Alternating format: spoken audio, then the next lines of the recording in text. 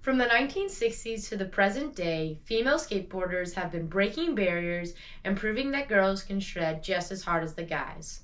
Yo, what's up everyone? Mac Daddy here with another Mac Daddy Shreds video. On today's video, we'll be talking about some early influential female skaters and how they broke the boundaries for women's skateboarding in general. For some context, during the 1960s and 70s, female skateboarding wasn't as prevalent as their male counterparts, but there were a few influential women who made a name for themselves and helped pave the way for future generations of female skateboarders. The first woman I would like to introduce is Patti McGee. Patti McGee started skateboarding in the late 50s, just like the history of skateboarding. Skateboarding was for surfers who needed something to do when the waves were low. The first groundbreaking thing that Patti McGee did was a skateboard demonstration. McGee, would you welcome her, please?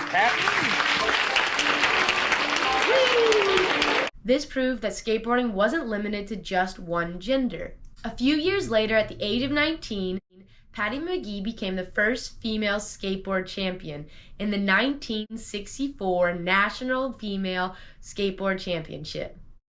This achievement helped establish her as a top female skateboarder and brought visibility to the sport for women. In 1965, she became the first female pro skateboarder. As the first pro female skateboarder, she was featured in the Skateboard magazine and sponsored by multiple skateboard companies. This helped increase the visibility and representation of female skateboarders in the sport and continued to break down barriers for more women to come.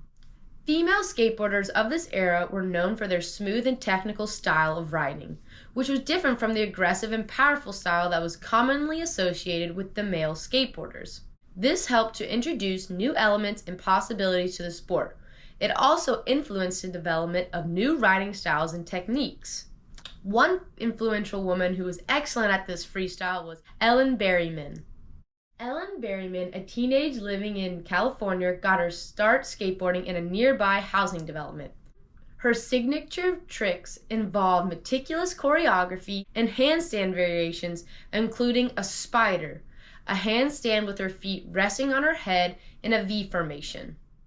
Berryman took first place in the 1976 Women's Freestyle Championship and the 1977 California Freeformer World Professional Skateboard Championship at the Long Beach Arena.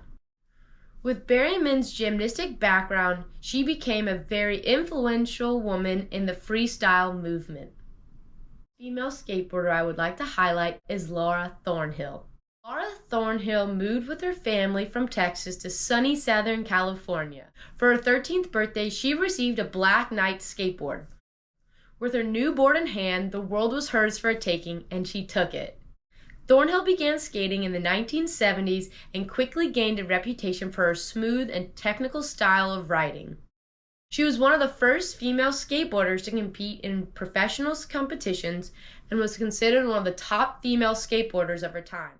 In 1975, she won first place at Steve South's Bay competition. After the competition, she was asked to become a member of the Logan Earth Ski skateboard team. Not only was she featured in almost every issue of Skateboarder magazine, considered the Bible of skateboarding in the 1970s, mind you, she won the 1977 Skateboarder of the Year award.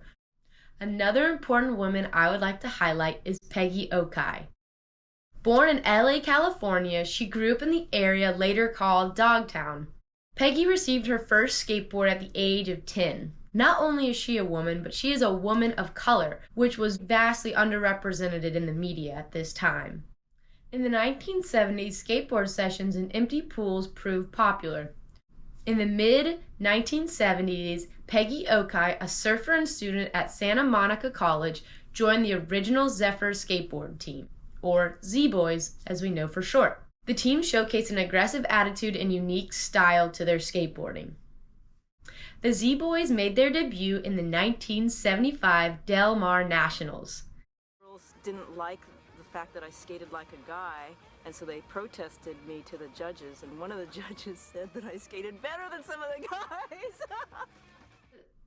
Much like the Z-Boys, Peggy Oki's skateboarding was raw and gritty, which some women found disconcerting. yet she was the only member to take home a first-place trophy. From Z-board skateboarding legend to a life as an educator, environmental activist, accomplished surfer, artist, and rock climber, Peggy broke barriers in the world of skateboarding and continues to inspire not only with her art, but with her actions as well. These women legacies continue to inspire female skateboarders today. Well, I hope you guys enjoyed this video. I sure did, especially looking up all the amazing things that these women have accomplished. If you like this kind of content, make sure you like this and comment down below who you'd like to hear about next. As always, keep shredding.